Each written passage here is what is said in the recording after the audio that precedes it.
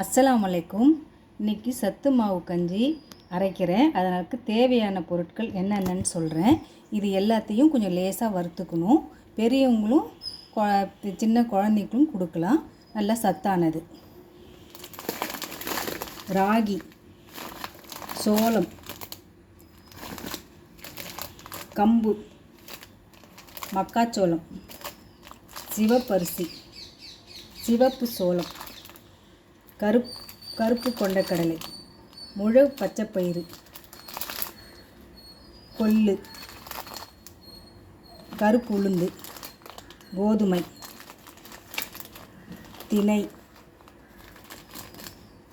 வரகு, சாமை, குதிரைவாலி, நிலக்கடலை, பாதாம், முந்திரி, பிஸ்தா,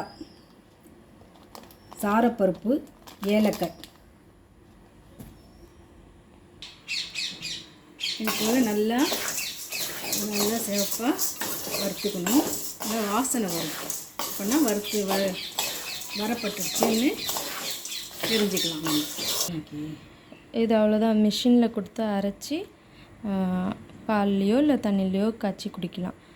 எங்கள் சேனல் லைக் பண்ணுங்கள், ஷேர் பண்ணுங்கள், சப்ஸ்கிரைப் பண்ணுங்கள், பெல் பட்டனை கிளிக் பண்ணுங்கள். உங்கள் ஃப்ரெண்ட்ஸ்க்கும் ஷேர் பண்ணுங்கள். Bye friends.